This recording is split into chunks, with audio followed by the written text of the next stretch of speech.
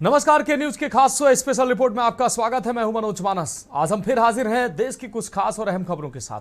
आज हम सबसे पहले बात करेंगे योगी सरकार में दुग्ध उत्पादन के क्षेत्र में हुई प्रगति और इसे बढ़ाने के लिए लगातार हो रहे प्रयासों की।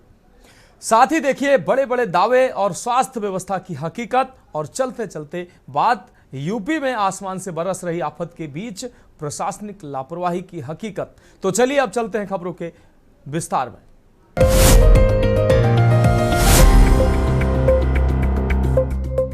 तो स्पेशल रिपोर्ट में पहली अहम रिपोर्ट की बात करते हैं। उत्तर प्रदेश सरकार दुग्ध उत्पादन बढ़ाने के लिए लगातार प्रयास कर रही है। इसके लिए प्रदेश में नस्ल सुधार के लिए कई केंद्र बनाए गए हैं। साथ ही पशुपालकों को भी इस विषय में लगातार जागरूक भी किया जा रहा है। लखनऊ के इंदिरा गांधी प्रतिष्ठान में भारत में पशु नस्लों का विकास विषय पर एक कार्यशाला का आयोजन किया गया। कार्यशाला में केंद्रीय मंत्री राजीव रंजन सिंह, ललन सिंह, अरुणाचल प्रदेश के पशुपालन मंत्री ग्रेबियाल डी वाग्सु, प्रदेश सरकार के मंत्री धर्मपाल सिंह, गौसेवा आयोग के अध्यक्ष श्याम बिहारी गुप्ता आदि शामिल रहे। उत्तर प्रदेश सरकार दुग्ध उत्पादन बढ़ाने के लिए लगातार प्रयास कर रही है और इसके लिए प्रदेश में नस्ल सुधार के लिए कई केंद्र बनाए गए हैं। साथ ही पशुपालकों को भी इस विषय में लगातार जागरूक किया जा रहा है और इसी को ध्यान में रखकर शनिवार को लखनऊ के इंदिरा गांधी प्रतिष्ठान में भारत में पशु नस्लों का विकास विषय पर एक कार्यशाला का आयोजन किया गया। इसमें मुख्यमंत्री योगी आदित्यनाथ ने गोरखपुर के कृत्रिम गर्भाधान प्रशिक्षण संस्थान और पशुपालन अवसंरचना विकास निधि के तहत प्रदेश में 3 प्रोजेक्टों का उद्घाटन किया। समारोह में मुख्यमंत्री ने कहा कि भारत कृषि प्रधान देश है और यहाँ किसान की समृद्धि के बिना खुशहाली नहीं आ सकती। भारत में कृषि व पशुधन एक दूसरे से जुड़े रहे हैं। अन्नदाता किसान के घर में पशुधन होगा और पशुपालक भी खेती-बाड़ी से अवश्य जुड़ा होगा। पीएम मोदी के प्रेरणा से यूपी में भी इस क्षेत्र में महत्वपूर्ण कदम बढ़ाए गए हैं। डबल इंजन सरकार की ऊर्जा का लाभ यूपी ने किया है और यूपी दुग्ध उत्पादन में देश में नंबर 1 पर है। भारत एक कृषि प्रधान देश है।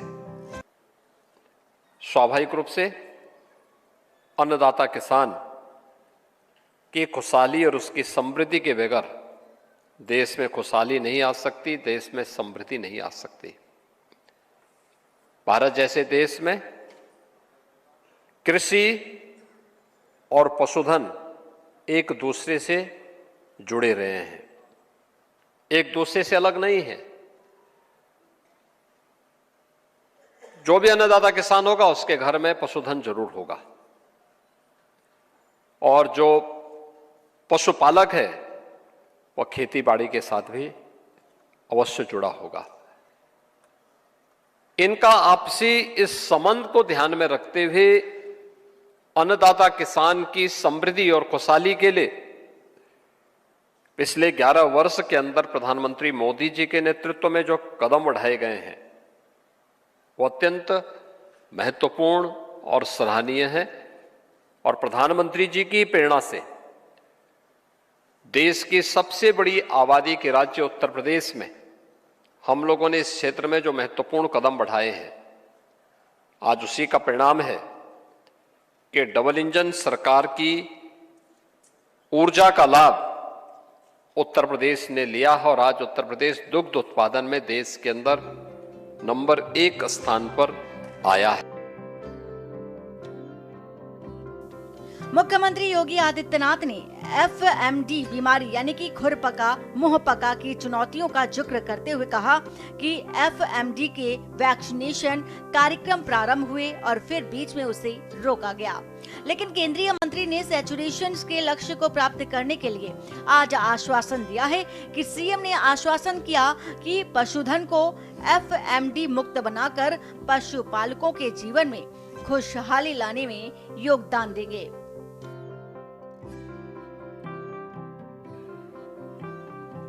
FMD का फुट एंड माउथ डिजीज के बारे में, जिसको आप खुरपका मुंहपका की बीमारी कहते हैं, इसके वैक्सीनेशन के कार्यक्रम प्रारंभ हुई, बीच में उसको फिर रोका गया। और मैं धन्यवाद दूंगा माननीय केंद्रीय मंत्री श्री राजीव रंजन सिंह जी को कि उन्होंने सैचुरेशन के लक्ष्य को प्राप्त करने के लिए आज अपना आश्वासन यहाँ पर हमें फिर से दिया है। और हम इस बात के लिए आश्वस्त करेंगे कि अपने पशुधन को हम पूरी तरीके से एफएमडी मुक्त बना करके यहाँ के पशुपालकों के जीवन में खुशहाली लाने में पूरा योगदान देंगे।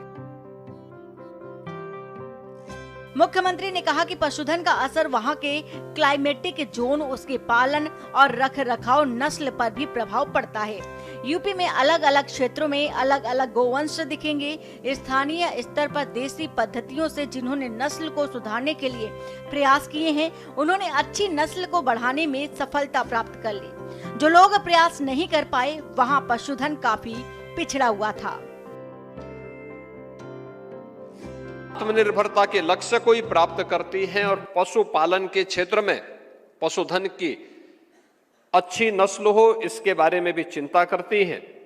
दुग्ध कलेक्शन के माध्यम से वैल्यू एडिशन से कैसे हम अपने अन्नदाता किसान और पशुपालकों के जीवन में खुशहाली ला सकते हैं, इसमें भी योगदान दे रहे हैं, जिसमें गोरखपुर और काशी से जुड़े हुए हमारे कुछ पशुपालकों ने अपने कुछ सक्सेस स्टोरी को यहाँ पर अपने उद्बोधन के माध्यम से भी हमारे सामने यहाँ पे रखा है। आज के समय में बहुत सारी स्थानीय नस्लें लुप्त प्राय होने की ओर हैं और उन पर ध्यान देंगे तो पशुपालकों को स्थायी समृद्ध निधि से भी दे सकते हैं। मुख्यमंत्री ने कहा कि आज 14 लाख से अधिक गौवंशों की देखभाल सरकार की गौशालाओं या सरकार द्वारा सहायता प्राप्त पशुपालकों द्वारा किया जा रहा है। हम लोगों ने 2017 में ही निराश्रित गो आश्रय स्थल की एक कार्य योजना बनाई, 2018 में उसको लागू किया। और आज मुझे बताते हुए प्रसन्नता है कि 14 लाख से अधिक गोवंश वर्तमान में सरकार की गौशालाओं में या फिर सरकार के द्वारा सहायता प्राप्त पशुपालकों के बीच में आज उनकी देखभाल की जा रही है, जिसमें प्रति गोवंश जो सरकारी निराश्रित गो आश्रय स्थल है वहां पर सरकार अपने स्तर पर उनका संचालन करती है। मुख्यमंत्री ने 3 स्कीम का जिक्र करते हुए कहा कि सरकार 12 लाख गौवंशों की देखभाल अपने निराश्रित आश्रय और स्थल के माध्यम से भी करती है। दूसरी स्कीम सहभागिता योजना के माध्यम से चालू की गई है और हम किसी भी पशुपालक को 4 गौवंश तक देते हैं। उसकी देखभाल के लिए हर महीने 1500 रुपए प्रति गौवंश देते हैं और इसमें लगभग 2 लाख से अधिक पशुधन 1.25 लाख किसानों के पास है। तीसरी स्कीम कुपोषित परिवारों को निराश्रित गो आश्रय स्थल से बियाई हुई गाय देते हैं और 10,000 से अधिक परिवारों को एक गाय दे रखी है और इससे गोवंश के संरक्षण व संवर्धन को बढ़ाने का कार्य किया जा रहा है। 3 स्कीम हमारी है। एक सरकार स्वयं चलाती है जिसमें 12 लाख से अधिक गोवंश सरकार अपनी निराश्रित गो आश्रय स्थल के माध्यम से उनकी देखभाल करती है। दूसरी स्कीम है जो हम लोगों ने सहभागिता योजना के माध्यम से चालू की है कि किसी भी पशुपालक को हम 4 गोवंश तक देते हैं। 4 गोवंश वो कोई भी ले ले, उसकी देखभाल करेगा और हर महीने हम उसे 1500 रुपया एक गोवंश का देते हैं। 1500 रुपया एक गोवंश का उत्तर प्रदेश सरकार उसे उपलब्ध करवाती है। और यह भी एक मुझे प्रसन्नता है कि इसमें लगभग 2 लाख के आसपास किसानों ने इसका लाभ, 2 लाख से अधिक पशुधन इस रूप में लगभग 1,25,000 किसानों के पास यह आज मौजूद है। भारत सरकार को ध्यान देते हुए मुख्यमंत्री योगी ने कहा कि उन्होंने यूपी में मिल्क प्रोड्यूसर को प्रोत्साहित किया है और झांसी के बलनी, गोरखपुर, आगरा, काशी समेत यूपी में 5 मिल्क प्रोड्यूसर कार्यरत हैं। मुख्यमंत्री ने कहा कि वर्तमान परिस्थिति में केमिकल, पेस्टिसाइड और फर्टिलाइजर का अत्यधिक उपयोग नई बीमारियों को जन्म दे रहा है। कैंसर, खराब किडनी, लीवर के दुष्परिणाम बताते हैं कि केमिकल, पेस्टिसाइड व फर्टिलाइजर का उपयोग अत्यधिक मात्रा में किया गया है। हमें इस समस्या के समाधान का रास्ता निकालना है। स्पेशल डेस्क के न्यूज इंडिया। तो स्पेशल रिपोर्ट में अब बात अगली रिपोर्ट की करेंगे। यूपी से लेकर मध्य प्रदेश तक अस्पतालों से ऐसी तस्वीरें सामने आ रही हैं जिन्होंने स्वास्थ्य व्यवस्था की हकीकत उजागर कर दी है। कानपुर में महिला को गलत ब्लड चढ़ाया गया, जालौन में झोला छाप डॉक्टर की दवा से युवक की जान चली गई, वहीं कुशीनगर में ऑपरेशन में लापरवाही से नवजात की मौत हो गई और मुरैना में पेड़ से खून की बोतल टांग कर इलाज होता दिखा। अब सवाल उठता है, क्या अब मरीजों की जान भगवान नहीं सिस्टम के भरोसे है, और क्या कोई है जो इन मौतों का जवाब देगा? सवाल बड़े हैं, इन पर बात करेंगे इस रिपोर्ट में।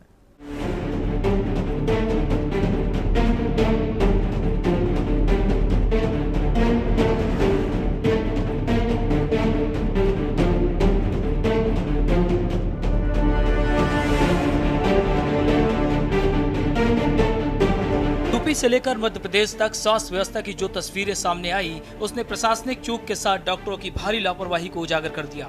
यूपी और एमपी के कई जिलों से आई तस्वीरें सिस्टम की सच्चाई बयां कर रही हैं। कहीं गलत दवा से मौत, कहीं झोला छाप की लापरवाही से मौत, तो कहीं खून चढ़ाने के तरीके ने सबको सकते में डाल दिया है। मरीज पूछ रहे हैं कि धरती के भगवान जल्लाद क्यों बन रहे हैं। कानपुर के न्यू आजाद नगर इलाके के चकेरी थाना क्षेत्र में न्यू कुबेर हॉस्पिटल में डिलीवरी के लिए आई महिला की हालत उस वक्त बिगड़ गई जब उसे गलत तरीके से ब्लड चढ़ा दिया गया। महिला की दोनों किडनियां फेल हो गईं और अब उसकी हालत नाजुक बनी हुई है। पीड़ित पिंटू ने अस्पताल के डॉक्टरों पर गंभीर आरोप लगाए हैं और पुलिस से कार्रवाई की मांग की है। दूसरी तस्वीर जालौन जिले की है। झोला छाप डॉक्टर की लापरवाही से युवक की जान चली गई। माधवगढ़ तहसील के बोहरा गांव में बुखार से पीड़ित एक युवक की मौत हो गई। आयुर्वेदिक डॉक्टर अरुण भदौरिया की लापरवाही से गांव में युवक की जान चली गई। जानकारी के मुताबिक गलत दवाएं दे दी गईं, जिसकी युवक की हालत बिगड़ गई और धीरे धीरे हालत गंभीर होने पर उसे माधवगढ़ से उरई और फिर झांसी मेडिकल कॉलेज तक रेफर किया गया, लेकिन तब तक बहुत देर हो चुकी थी। मृतक की मां ने थाने में तहरीर देकर दोषी झोला छाप के खिलाफ कार्रवाई की मांग की है। अच्छा, क्या घटना हुई है आपके घर पर? हमारे लला को एक दिन बुखार आओ, हम रात के 2 टट्टी लगी। लला हमारे बोले अम्मा हमें बोतल चढ़वाए थे। हमने कही लला बाजार चाहे जाके, बाजार नहीं गए, मैं यहीं बोलवाए थे। आते तो हम अकेले 2 जने माँ लेके तो बूढ़े में गाड़ी वाड़ी चला नहीं पाती। लला उन्हें नहीं चला पाई तबीयत बुखार के मारे, तो हमने कही तो यहीं बोलवाए थे। सुबह आए, सुबह ने 2 गोली दही बाय हाल ही बाय टट्टी लगी, ऐसे टट्टी से हाल ही छोटी बोतल चढ़ा रही, बड़ी बोतल चढ़ा रही। और बात लला हमारे फड़फड़ान लगे और ठंड लगाने लगी और दौड़न भागने लगे, सिकन लगे तो भाई भूत भूतनिया लगे, झाड़ो आओ भाई, झाड़ो आओ भाई। तीसरी तस्वीर कुशीनगर से आई, जहां ऑपरेशन में लापरवाही से नवजात की मौत हो गई। जानकारी के मुताबिक टेकुआ टार के ज्ञानती हॉस्पिटल में डिलीवरी के दौरान भारी चूक हुई। ऑपरेशन के समय डॉक्टरों ने लापरवाही की, जिससे नवजात की मौत हो। इसके बाद गुस्साए परिजनों ने हॉस्पिटल में जबरदस्त हंगामा किया और आरोप लगाया कि अगर डॉक्टर सजग होते तो नवजात जीवित होता। वहीं मामले में अस्पताल प्रबंधन ने चुप्पी साध ली है। यूपी के पड़ोसी राज्य मध्य प्रदेश के मुरैना से हैरान कर देने वाली तस्वीर सामने आई, जहां पेड़ से टांग कर खून चढ़ाने की भयावह तस्वीर सामने दिखी, जिसे देखकर डॉक्टर भी हैरान रह गए। आधुनिक इलाज की ये तस्वीरें मुरैना जिला अस्पताल की हैं, जहां एक महिला मरीज को परिजनों ने अस्पताल परिसर में पेड़ से खून की बोतल लटकाकर ब्लड चढ़ाना शुरू कर दिया। महिला पुष्पा को गंभीर रक्तस्राव की बीमारी है और शरीर में खून की मात्रा मात्र 2 ग्राम थी। अस्पताल प्रशासन ने एम्बुलेंस की व्यवस्था कर महिला को फौरन ग्वालियर मेडिकल कॉलेज भेजा। इन घटनाओं ने एक बार फिर दिखा दिया कि हमारे देश में स्वास्थ्य सेवा की हालत कितनी खतरनाक हो चुकी है। सरकारी अस्पतालों से लेकर प्राइवेट हॉस्पिटल और गांव में बैठे झोला छाप सबके पास इंसानी जान से खेलने का लाइसेंस मानो मिल चुका है। अब सवाल सिर्फ सिस्टम पर ही नहीं, निगरानी, जवाबदेही और इंसाफ पर भी है कि कब तक लोग इलाज के नाम पर अपनी जान गंवाते रहेंगे। स्पेशल डेस्क के न्यूज इंडिया। तो फिलहाल स्पेशल रिपोर्ट में वक्त एक अहम ब्रेक का है, जल्द हाजिर होंगे। इसके बाद स्पेशल रिपोर्ट में एक बार फिर से आपका स्वागत है। बात करेंगे अगली रिपोर्ट की।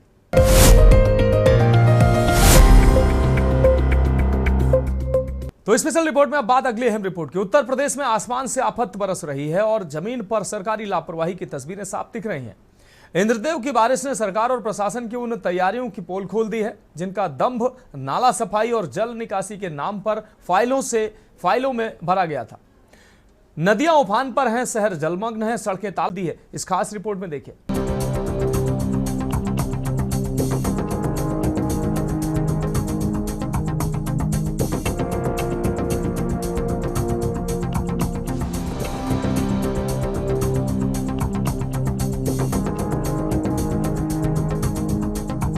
उत्तर प्रदेश में बारिश और बाढ़ से स्थिति बदहाल है।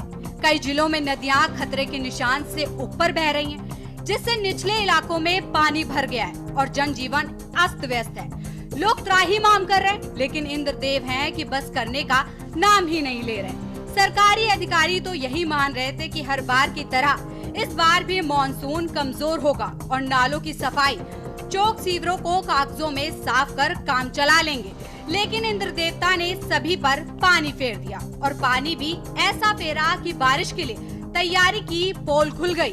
कागजों पर सफाई का काम बेजोड़ काम दिखाकर इंद्रदेव की बारिश को चुनौती देने वाले अधिकारी या तो घरों में कैद नजर आ रहे या फिर डूबी सड़कों और गलियारों में पानी निकलवाते दिख रहे हैं। कानपुर बीते 24 घंटे में कानपुर शहर में हुई मूसलाधार बारिश ने नाला सफाई और बारिश के बाद जल भराव से बचने के लिए की गई तैयारियों की पोल खोल दी। बारिश ने पानी से कानपुर के हरबंस बोहाल थाना अंतर्गत भूसा टोली बर्तन बाजार में सड़क धंसने से इलाके में हड़कंप मच गया। इलाकाई लोगों ने इसकी जानकारी क्षेत्रीय पार्षद को दी। पार्षद ने मेट्रो नगर निगम और जलकर के अधिकारियों को मौके पर बुलाया। कानपुर का सबसे पॉश इलाका मॉल रोड तालाब में तब्दील हो गई। सड़क से लेकर फुटपाथ में घुटनों तक पानी भर गया। सिटी बस स्टैंड पानी में समा गया। कमोबेश शहर ज्यादातर सड़कें पानी में डूब गई, जो बताने के लिए काफी था कि अफसरों ने ड्रेनेज सिस्टम के साथ कैसा खिलवाड़ किया और नाला सफाई के नाम पर कैसे बजट की बंदरबाट की है।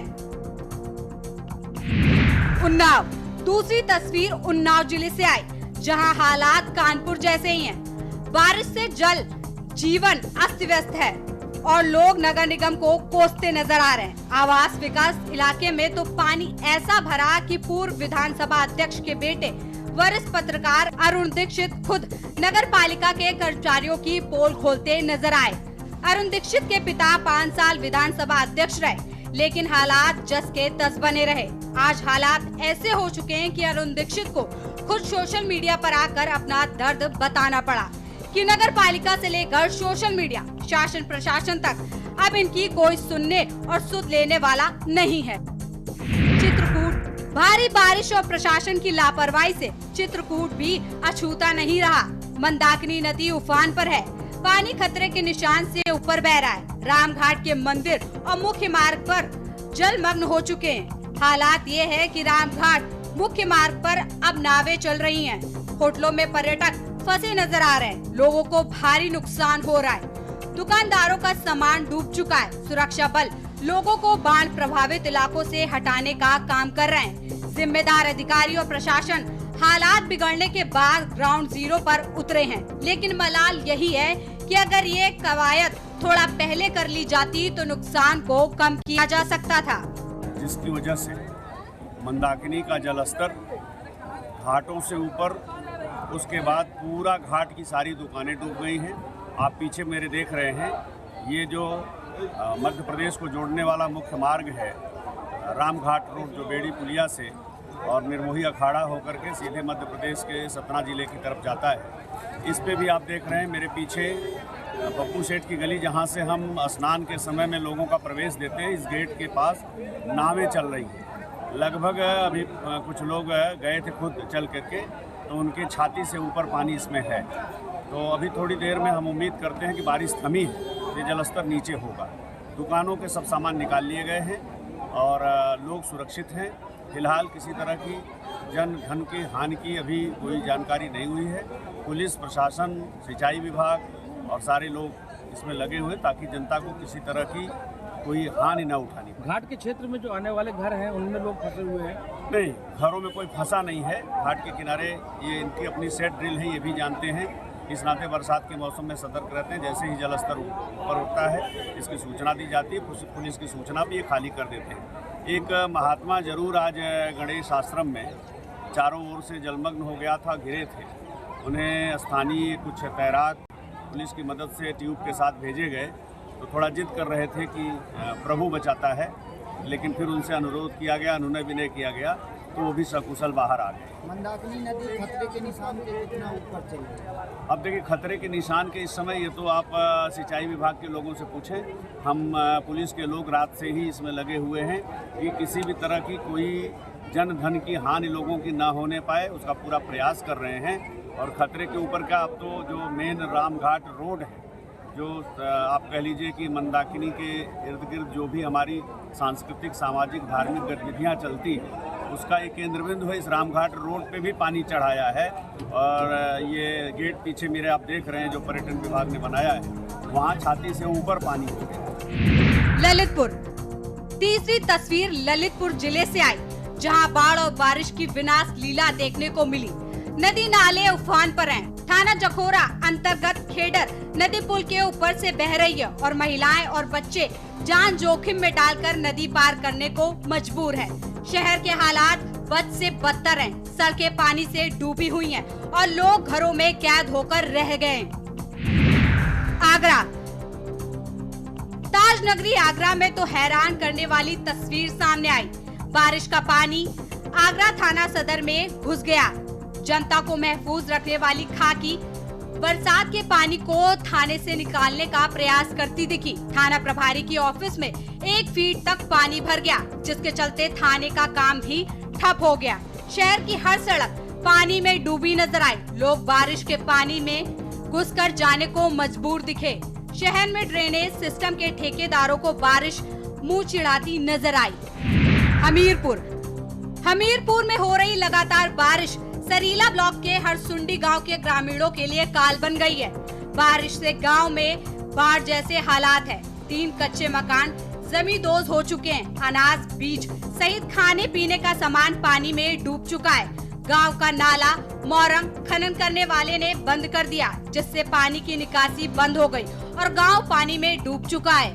महज चंद शहरों की तस्वीरें बताने के लिए काफी हैं कि अधिकारियों की कारगुजारियां और बेपरवाही की सजा आम आदमी भुगत रहा है, जो टैक्स के नाम पर सरकार को मोटी रकम बस इसलिए देता है कि उनके गांव शहर का विकास हो, अच्छी सुविधाएं हो। लेकिन अब जिम्मेदार ही नकारा हो जाए तो शिकायत किससे करे?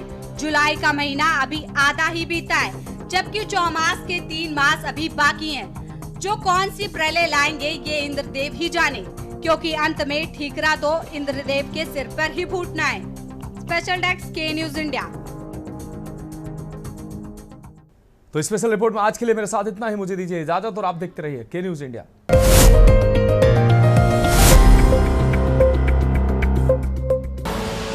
आप देख रहे हैं के न्यूज, खबरों का सारथी।